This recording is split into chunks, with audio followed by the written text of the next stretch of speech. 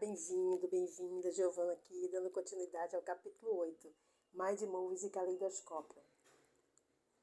Neste capítulo, vamos aprender como fazer o contrário e reverter a programação negativa a que fomos condicionados durante a maior parte da vida para uma programação positiva.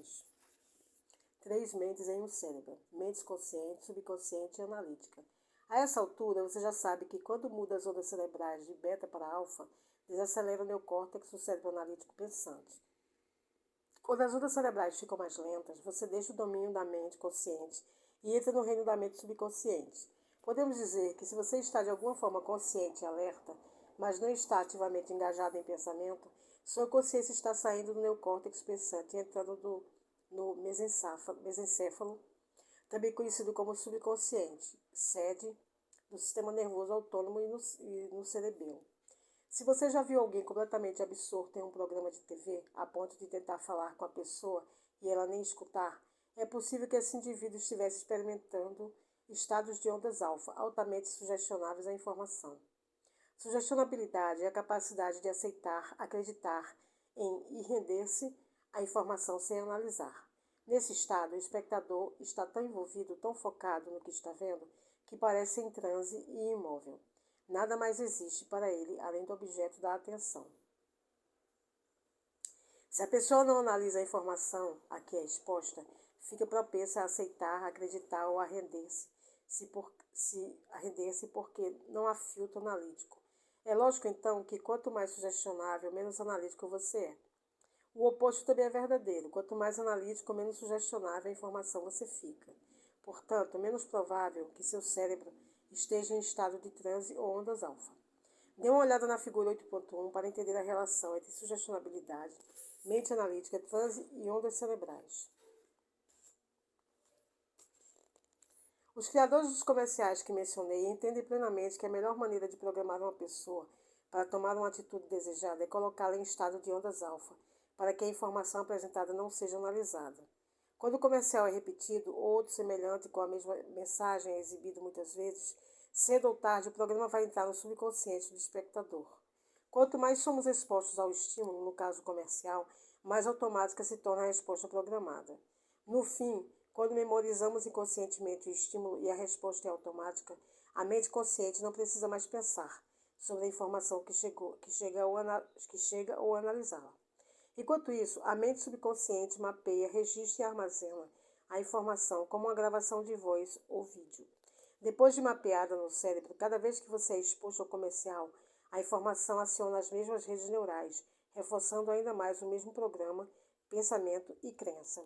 Aí a informação não só pode influenciar sua saúde, como também pode lhe dar a solução para o problema que o comercial cria. Outras situações que aumentam a sugestionabilidade são choque, trauma ou forte reação emocional. Quando as pessoas ficam atordoadas ou são expostas a situações emocionalmente carregadas, é comum o cérebro entrar em estado alterado. Quando o cérebro passa por causa de uma sobrecarga sensorial, como um acidente de automóvel, a pessoa entra em estado sugestionável. Em casos graves, a pessoa se rende ao choque, fica paralisada e aturdida, e a capacidade de pensar é prejudicada. Portanto, quando alguém é exposto à imagem de uma erupção agressiva de herpes, combinada a música e narração certas para criar um clima agorento ou ameaçador, e se sente indisposto, a porta para a mente subconsciente se abre, tornando a pessoa mais facilmente programável. Como deve lembrar, a mente subconsciente fica bem embaixo da mente consciente. O cérebro límbico é a sede do subconsciente e do sistema nervoso autônomo, que controla todas as funções biológicas automáticas que ocorrem de momento a momento. Quando o pensamento é programado, o SNA atende ao pedido do pensamento como um empregado cumprindo as ordens do seu patrão. Se lhe dizem repetidamente que seu sistema imunológico enfraquece com a idade e que 1 em cada 3 pessoas que tiveram catapora terá herpes, a experiência emocionalmente carregada permite que a mensagem passe pela mente pensante, analítica. Em resposta à informação, o SNA segue as ordens e pode realmente começar a debilitar seu sistema interno de defesa. Para os anunciantes fazerem valer o investimento no comercial, é melhor exibir as mensagens repetidamente tarde da noite, quando somos mais sugestionáveis à programação. Por quê? Porque os níveis de melatonina se elevam em resposta ao escuro, e a melatonina faz as ondas cerebrais ficarem mais lentas em preparação para o sono e os sonhos. As ondas passam de beta para alfa, teta e delta à noite. Por isso as pessoas ficam menos analíticas e a janela do subconsciente se abre. Quando a luz do dia nos acorda de manhã e o cérebro começa a produzir serotonina, acontece o processo reverso. As ondas cerebrais passam de delta para teta, alfa, onde o subconsciente mais uma vez fica aberto à programação e beta. Se você é um anunciante e sabe que a maioria do público não tem conhecimento de como funciona a programação subconsciente, por que não criar uma série de comerciais para exibir tarde da noite com a mensagem desejada, realçada, com a dose certa de medo e preocupação para capturar a atenção do espectador e programar seu sistema nervoso autônomo para se ocupar de cumprir as ordens imediatamente antes de ele adormecer? Uma boa regra geral: não veja nada na TV ou na internet, nem participe de nenhum tipo de entretenimento que não queira experimentar. Não só antes de ir dormir, mas nunca. Olhos de caleidoscópios fascinados pelo transe. Durante anos estive pensando sobre como somos todos constantemente programados, com crenças limitantes, isto é, acreditar que precisamos de alguma coisa externa para mudar o que sentimos no interior. Afinal, publicidade é isso, uma interminável dependência e consumo de fontes externas para nos sentirmos felizes ou melhores. Essa crença, que nos lembra de nossa separação da totalidade, é incessantemente incutida por meio da mídia, dos programas de TV, comerciais, jornais, videogames, websites e às vezes até da música. É uma estratégia simples. Se você consegue manter as pessoas suspensas nos sentimentos de carência, medo, raiva, oposição, preconceito, dor, tristeza e ansiedade, elas permanecem independentes de alguém ou alguma coisa externa para fazer esses sentimentos desaparecerem. Se você se mantém em eterno estado de ocupação e está sempre preocupado com emoções de sobrevivência, nunca tem a oportunidade de acreditar em si. E se fosse possível desfazer ou reverter essa programação de forma a ter crenças ilimitadas sobre si e sua vida? É exatamente isso que fazemos há vários anos em nossas oficinas avançadas, usando duas ferramentas simples, inclusive uma com a qual as crianças brincam há eras, um caleidoscópio.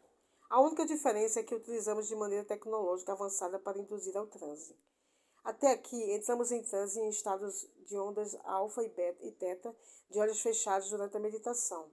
Mas se pudermos criar estados de ondas alfa e até teta de olhos abertos e nos expor intencionalmente à informação relevante para nossos sonhos e objetivos de vida, poderemos nos reprogramar em estados sobrenaturais, em vez dos estados inconscientes que experimentamos no dia a dia. Mas por que o caleidoscópio? Há muitos anos, minha paixão primária é o aspecto místico da existência. Cada vez que tenho uma dessas experiências profundas e superlúcidas, ela gera mudanças duradouras dentro de mim, que aprofundam meu autoconhecimento e minha conexão com o mistério da vida. Quando você tem uma experiência mística e enxerga além do véu pela primeira vez, nunca mais consegue voltar ao estágio anterior. A cada experiência mística subsequente, você se aproxima mais da fonte, da integridade, da totalidade e do campo unificado e indivisível.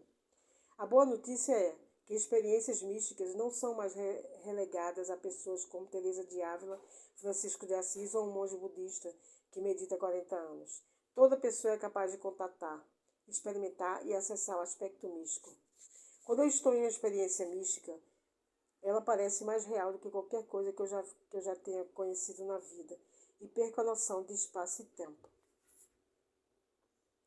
Muitas vezes, antes de ser envolvido, vejo em minha mente e às vezes no mundo exterior padrões circulares, geométricos de luz e energia. Parecem mandalas, mas não são estáticos, são ondas de frequências interferentes que aparecem como padrões fractais. Só consigo descrever suas propriedades como vivas, móveis, cambiantes, sempre evoluindo em padrões mais complexos dentro dos padrões. Os padrões parecem com o que você vê quando olha em um caleidoscópio, mas em vez de bidimensionais, são tridimensionais. Quando repouso a atenção nos padrões geométricos divinos, eles mudam, eu sei que em instantes. Assim que meu cérebro capta o padrão de informação e o transforma em imagens vívidas. Terei uma profunda experiência mística. Essa é uma das razões pelas quais criamos o caleidoscópio em uma apresentação de mídia para a nossa comunidade, na esperança de induzir esse tipo de experiência. Mas não conseguimos encontrar nenhuma sequência de imagens reais de um caleidoscópio. Na época, todos os arquivos de mídia de geometria fractal na internet eram gerados por computador, e eu queria criar uma representação mais realista. Inspirada por uma amiga muito querida e artista talentosa, Roberta Brittingham, nossa jornada começou. Em longas conversas durante meses, Roberta e eu nos envolvemos no processo criativo. Foi a genialidade dela que deu origem à ferramenta que ajudou a mudar tantas vidas. Depois de muita pesquisa, Roberta acabou encontrando uma família que fazia caleidoscópios havia 3 gerações e compramos uma de suas melhores peças. Em seguida, alugamos uma câmera de RED, principal fabricante de câmeras digitais de cinema mais usadas nos filmes de Hollywood. Separamos o caleidoscópio em 2 peças. O tubo por onde se olha e a extremidade que gira, onde ficam os cristais. Depois alinhamos a lente da câmera com a parte onde ficam os cristais e acrescentamos luzes para amplificar as cores lá dentro. Fechamos o foco da câmera na extremidade do caleidoscópio e instalamos o motor nela. A seguir, giramos lentamente os cristais para que se movessem de modo constante e suave no olho. Passamos horas em um estúdio de Seattle, Washington, captando belas imagens de cores contra um fundo preto. O preto representa a ausência de qualquer coisa física, ou lugar que nos tornamos corpo nenhum, ninguém, coisa nenhuma, em lugar nenhum, em tempo nenhum. Esse é o espaço preto infinito, ou vácuo, sobre o qual você leu no capítulo 3. Enquanto gravávamos todas essas sequências ao longo de vários dias, a gravidade fazia os cristais e o óleo cair e acelerar a cada giro, e um técnico teve que se encarregar da tediosa tarefa de verificar cada segundo, quadro a quadro, para garantir que as transições fossem suaves. Se a transição não fosse fluida, haveria o risco de interrupção do foco ou estado de transe do observador. Levamos meses para refinar nossa sequência no filme de 1 hora que usamos em nossas oficinas avançadas.